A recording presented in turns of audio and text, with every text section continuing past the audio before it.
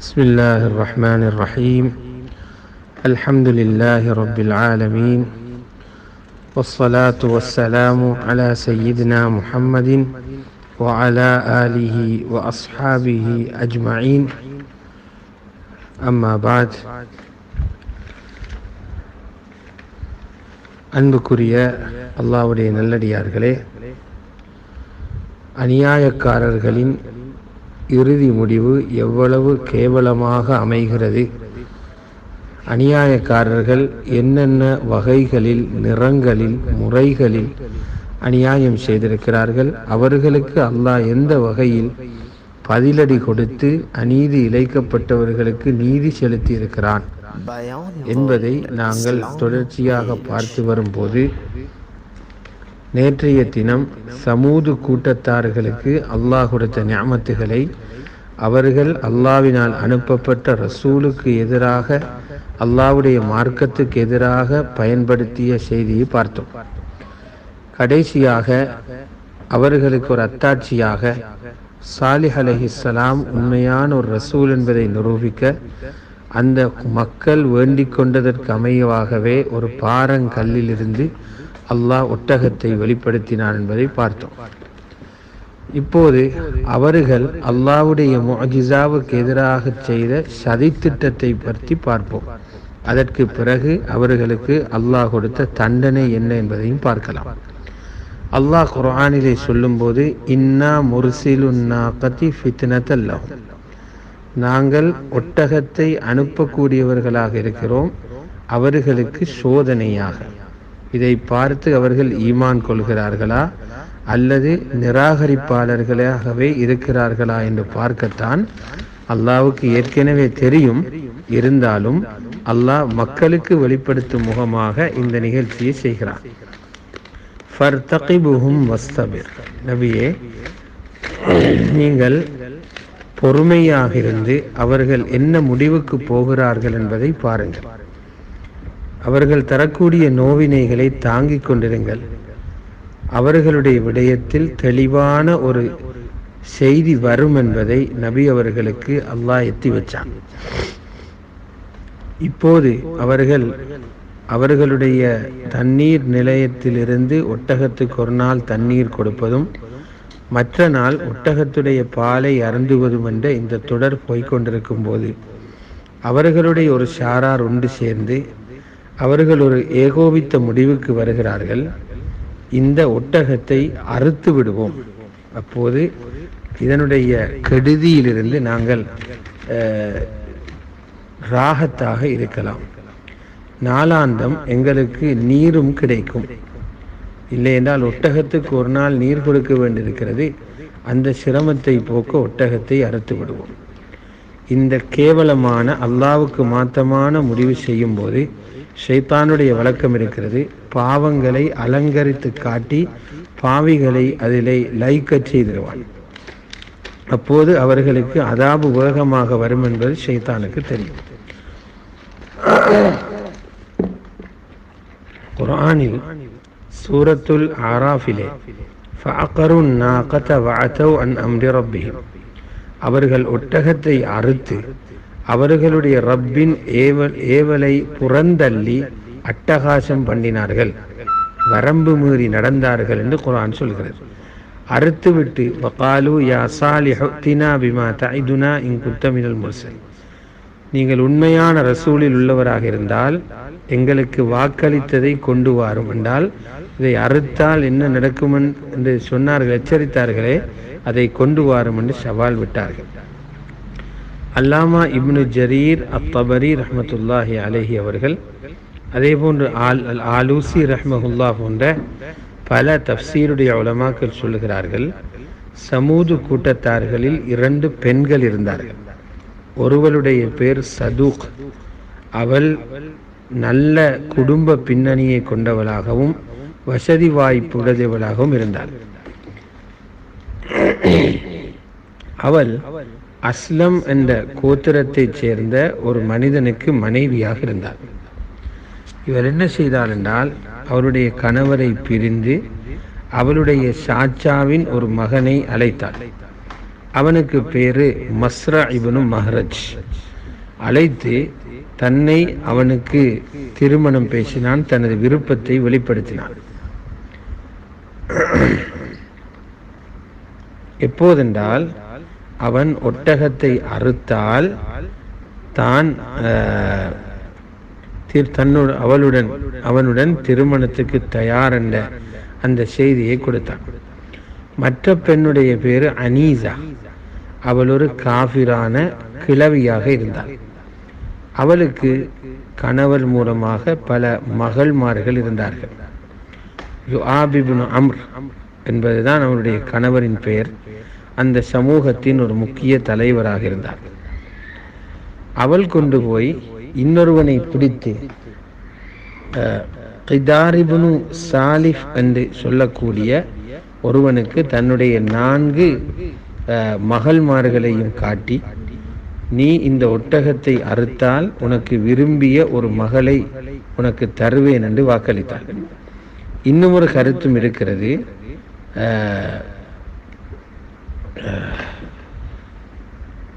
அவன் ஒரு விபச்சாரிக்கு பிறந்த மகன்தான் இந்த கிதார் இப்னு சாலிஃப் என்றும் சொல்லப்படுகிறது. இப்படியே இந்த 2 வாலிபர்களும் ஒரு பக்கத்தில் அவள் உற்சாகப்படுத்தினால் தன்னை திருமணம் முடிக்க அனுமதி தருவதாக மஸ்ராக்கு, இங்கே அனீசாவென்ற கிழவி தனது 4 மகள்மார்களில் விரும்பியவரை தருவதாக பெண்ணை காட்டி ஆசையூட்டி அந்த 2 வாலிபர்களும் ஒட்டகத்தை அறுக்க கடும் முயற்சி செய்தார்கள். அவர்களுடைய சமூகத்தார்களுக்கு மத்தியில் அவர்களிலும் அதை பாதுகாப்பவர்கள் இருக்கிறார்கள்.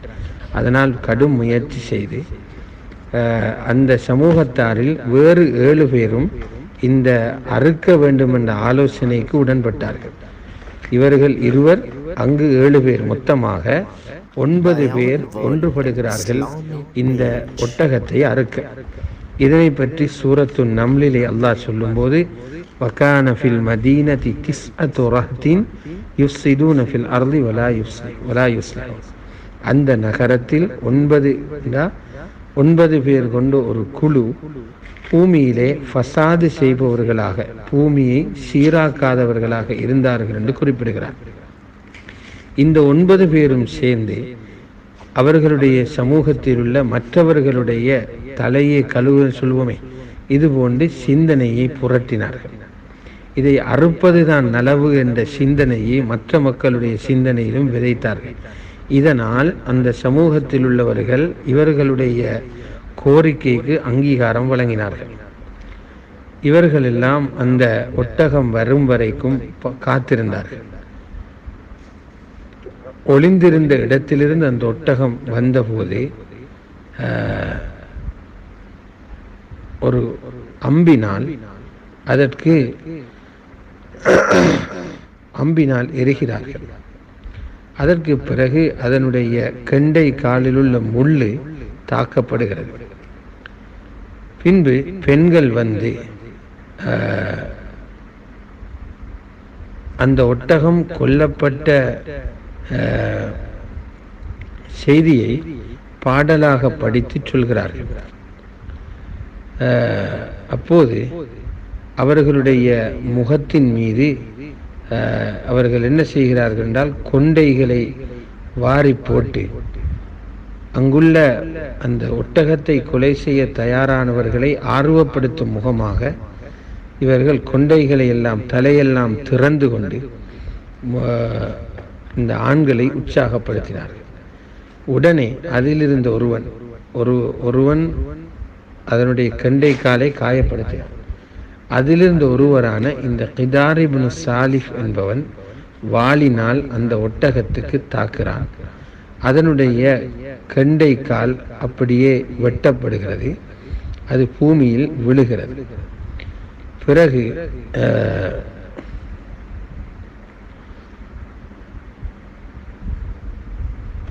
ஒரு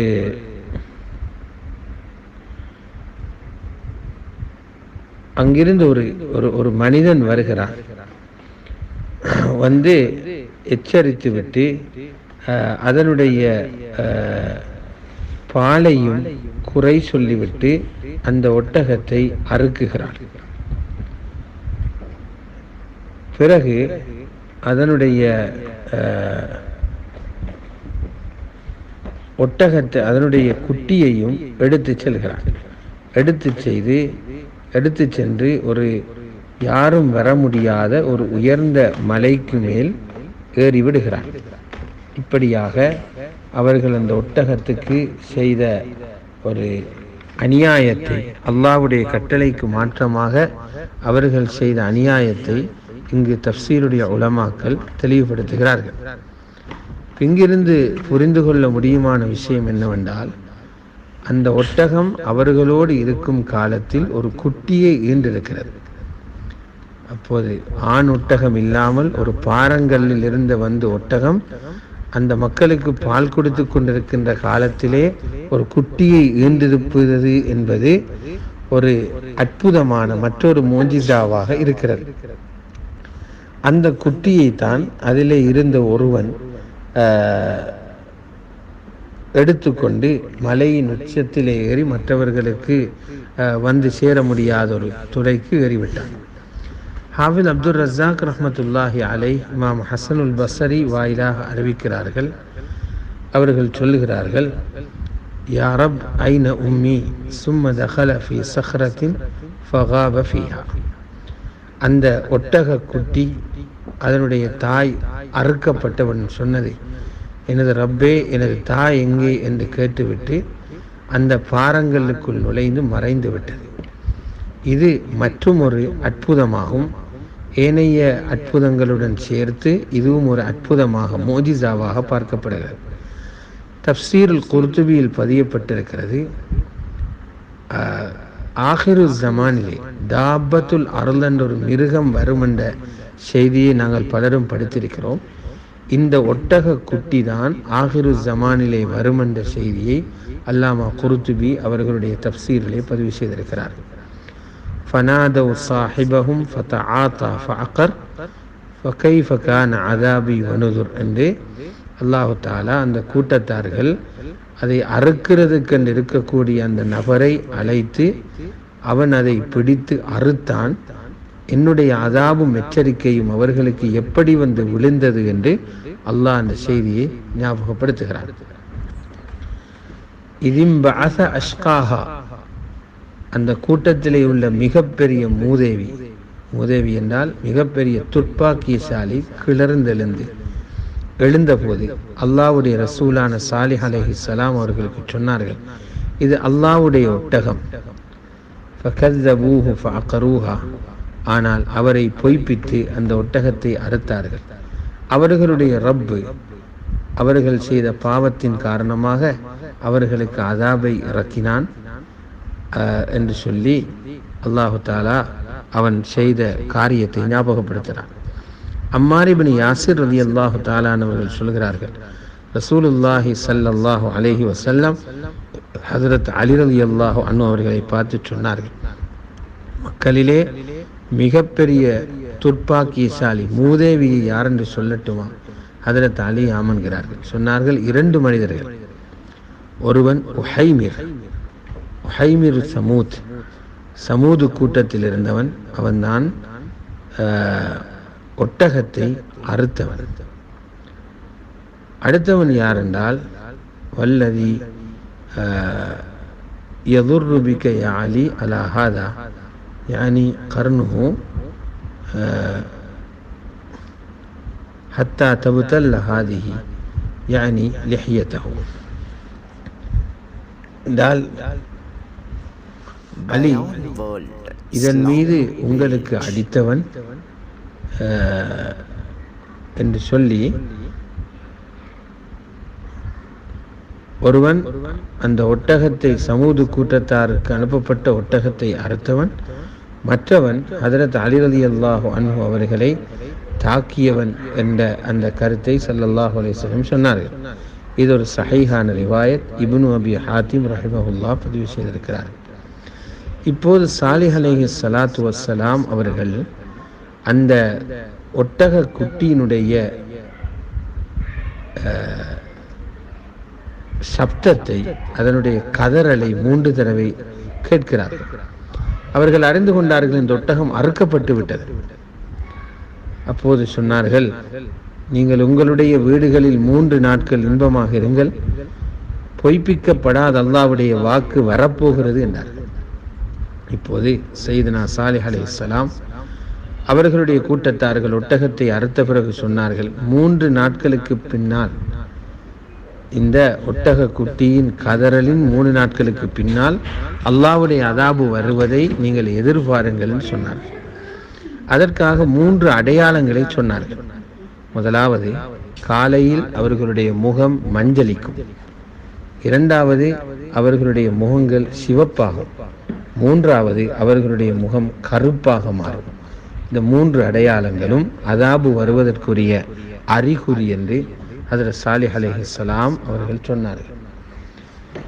இது அந்த கூட்டத்தார்கள் செய்த சூழ்ச்சி.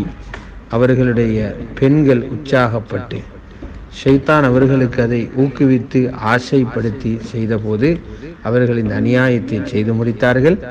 அதற்கு பிறகு அல்லாஹ்வுடைய தண்டனை அவர்களுக்கு எப்படி இறங்கியது என்பதை இன்ஷா அல்லாஹ் தொடர்ந்து நாங்கள் பார்ப்போம். அஸ்ஸலாமு அலைக்கும் வரஹ்மத்துல்லாஹி வபரகாத்துஹு.